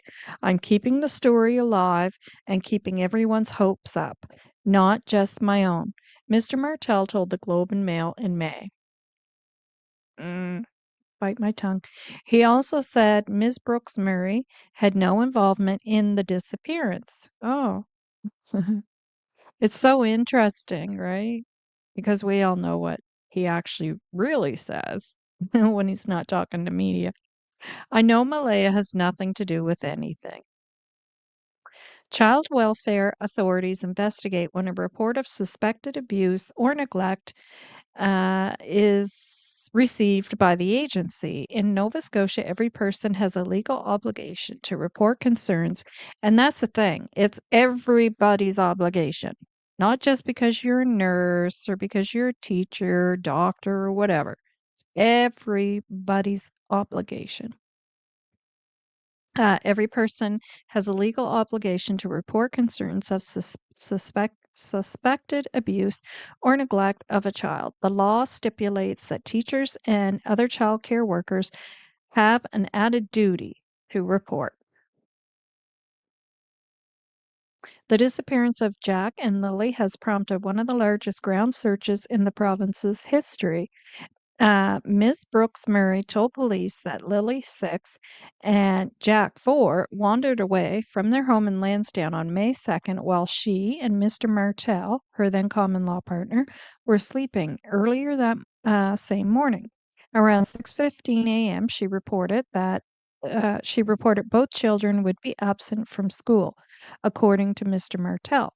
He told the Globe and Mail that Lily had a cough and Jack was kept home as a precaution. The RCMP's Major Crime Division, involved since day 2 of the search, has since seized electronic devices from the children's home, conducted polygraph tests, analyzed hours of video footage from the road outside their residence, and searched septic systems and abandoned mine shafts in the area. So far, the children appear to have disappeared without a trace. The division, whose primary role is to investigate foul play and homicides, has repeatedly said there is no evidence the children were abducted. And they still say that to this day. The day after the children were reported missing, Ms. Brooks Murray left her home in Lansdowne. She cut off contact with Mr. Martel and later changed her Facebook status to single. Nova Scotia and Ontario are the only 2 provinces without a child and youth advocate. And again, I discussed that in my last video. I discussed that. And I also discuss the proposal, the bill proposal regarding the new amendments. Very important. Very important. It's going to have a major impact on this case. Both provinces rely on provincial ombudsmen to impartially investigate complaints related to child welfare. However, those watchdogs are also responsible for reviewing many other agencies and departments. Just one second, guys, I'm going to sneeze. Oh, excuse me. Oh, excuse me. Oh, I thought I paused that, and I guess I didn't. I'm sorry. Um, the role of child and youth advocate is dedicated to advocating for. Okay, so yeah, the role of the child and youth advocate is dedicated to advocating for protecting the rights of children. The office may also review and investigate deaths or injuries of children receiving government services. With the $300,000 budget that they so kindly gave. More than a year ago, Nova Scotia's progressive conservative government introduced legislation to create a dedicated office that would be an independent voice for the rights of children, but the initiative has not moved forward.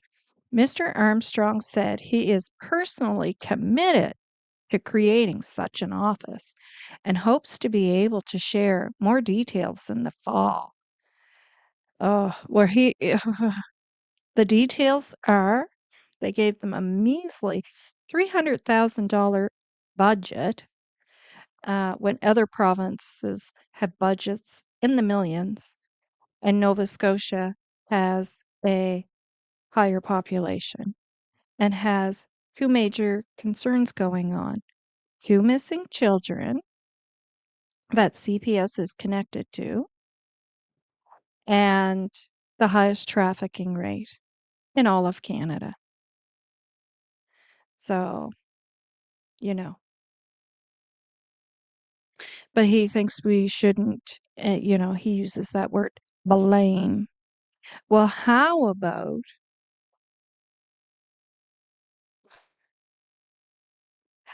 change? Positive change. Anyways, a little sidetrack there. Sorry, guys. The minister also said his department is taking steps to reduce the workload of child welfare staff. Well, it sounds like it, including improving recruitment efforts for new social workers and adding administrative roles to reduce paperwork done by frontline employees. On Thursday, the province announced a reward of up to $150,000 for anyone who comes forward with information about the missing children. Yeah. Okay. So, so we know where the file is now. Yeah. Or we know where it was. And quite possibly, oh, thank you for saying bless you, Nova.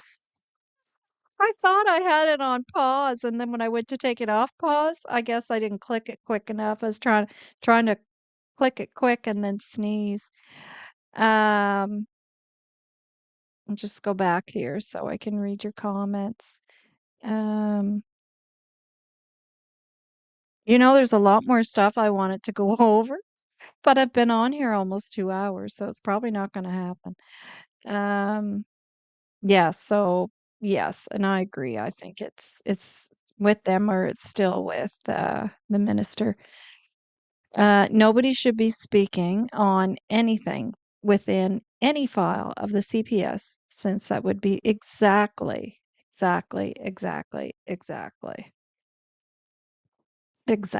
And things can get sidetracked so easy.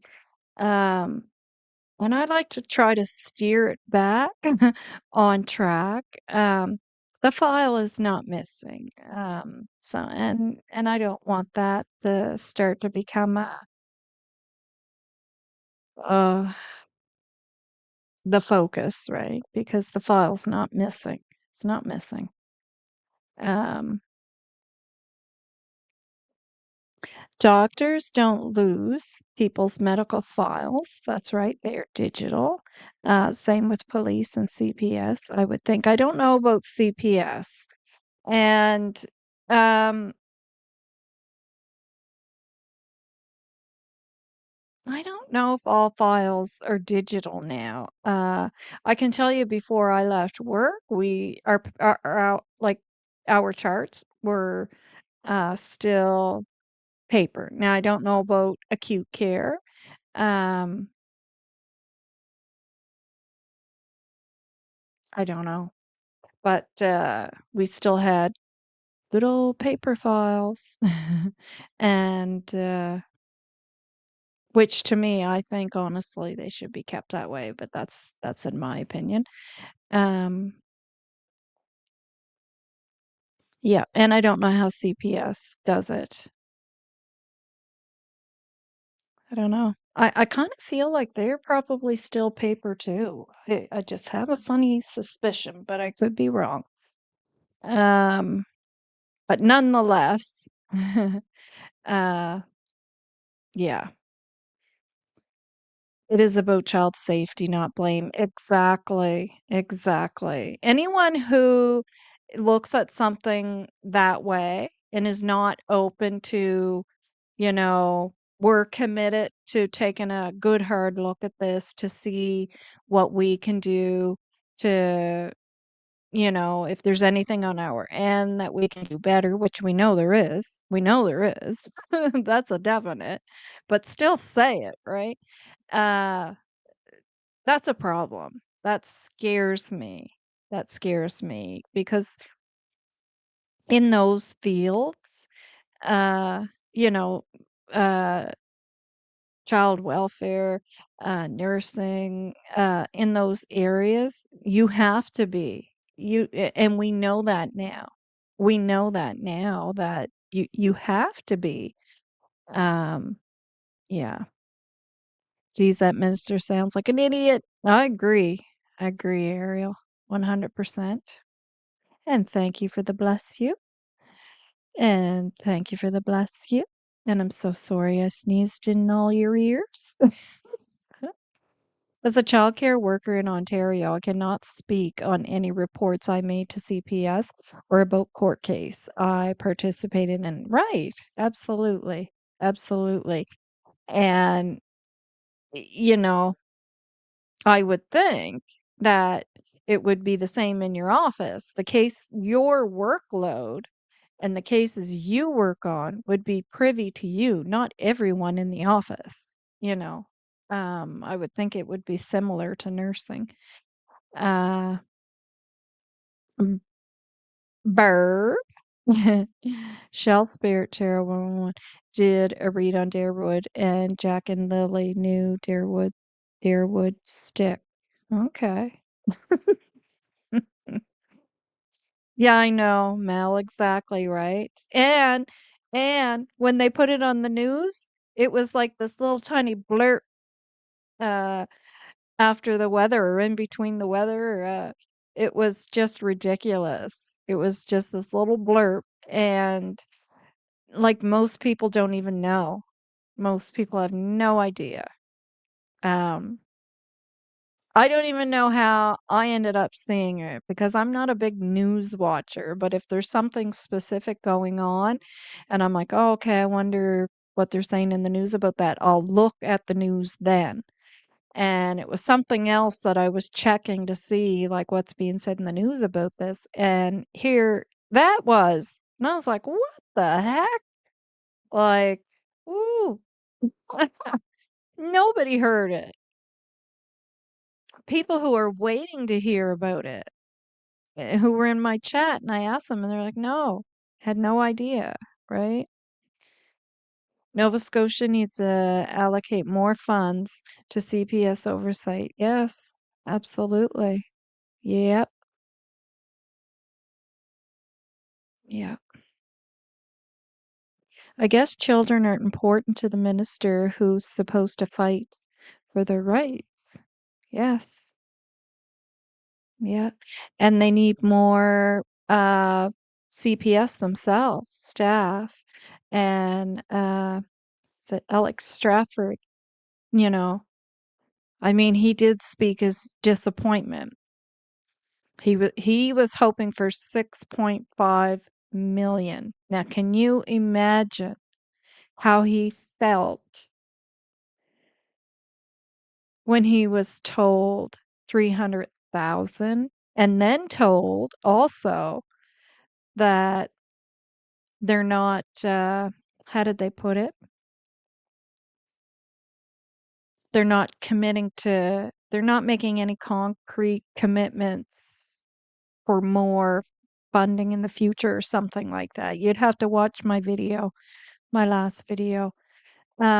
Just very disappointing. So disappointing. Reducing paperwork isn't a good idea. No. Well, I think what they were saying was administrative staff who will do that paperwork to give the field staff to take that weight off of them. So, um, it depends, right? Because I can tell you as a nurse, like there's certain paperwork, no, I would have to do myself. But then there's other paperwork that I can have, and I did have when I worked in the office. I would have the administrative staff do, right? I would delegate what I knew I could, but I would never ask them to do something that I knew I had to do. You have to be careful what you're delegating, right? To your administrative staff. Um,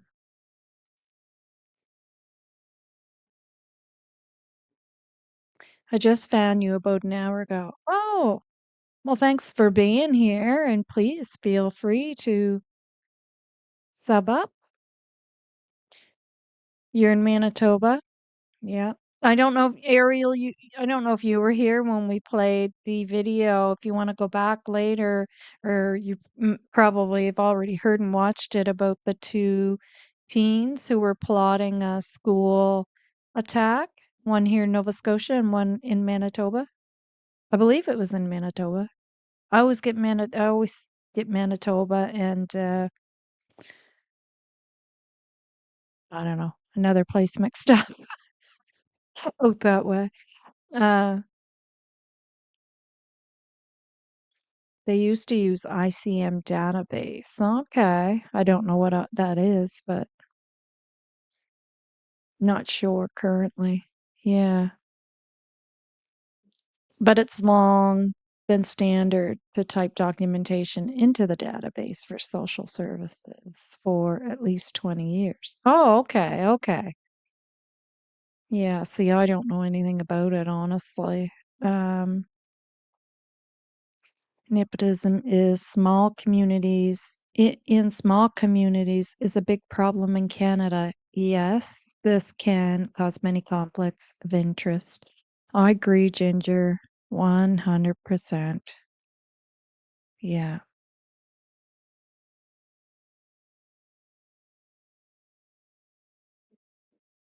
Oh, okay. Integrated case management. The reward is half the budget. The reward is half the budget of child welfare. Not sure what you mean there. Sorry. Sorry, Ariel. I'm not picking up what you're laying down. My apologies. There was an audit about its shortcomings. Oh, that doesn't shock me. Doesn't shock me at all. Mm-hmm. Yeah. Hard to say. Changes so much.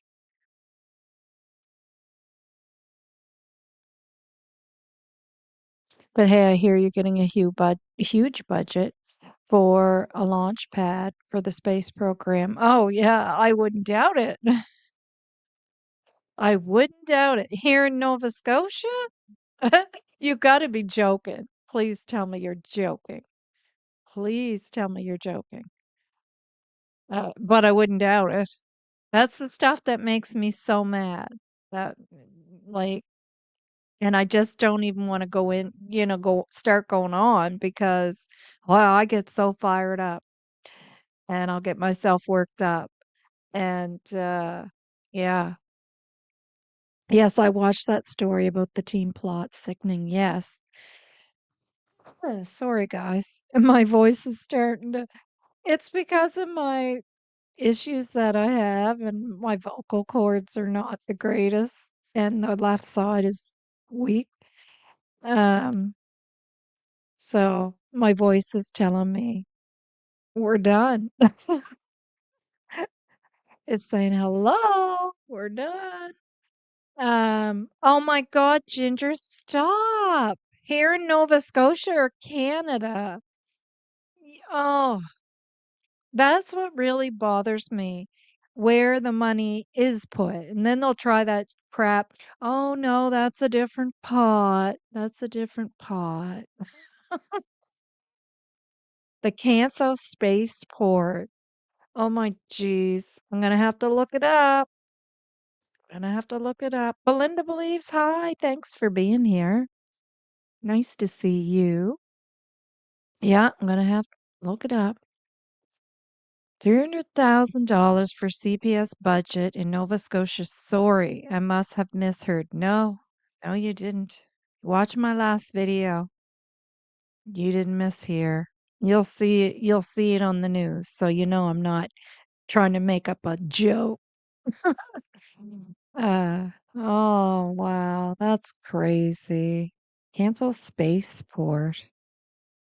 Okay. Mm. Well, all right, guys. Like I said, I honestly had a whole bunch more stuff there to show you, but because we get it kind of that video there to go through that whole thing was a little bit of an extra thing. Um, But it is nice to hear all that again and have a refresh. There wasn't much of it that I forgot. I think I forgot about the Rams and like Ginger said, uh, what'd you call it? Ramming goats? Because I think in the end we found out it wasn't even rams, it was goats.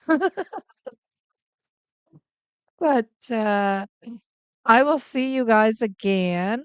Of course, I always want to come on the next day, but I know my body is going to need a little rest because that's just how I am. And, but if I can, if I'm feeling good tomorrow, I will come back on and we'll go over the rest of the stuff that I wasn't able to get to. Yeah, it's a bunch of interesting stuff. Um, yeah. Lots of love to you all. Lots of positive vibes. Thanks for being here. I'm so glad you all came and spent a couple hours with me, a couple hours of your time. It was very nice to spend a couple hours with you all. I will show the missing posters and the unsolved homicides posters um, on the way out. Okay? And yeah. Oh, don't worry about it, Belinda. Go back to the beginning. No big deal. You can watch it anytime. No big deal. Um, all right, guys. Lots of love to you all.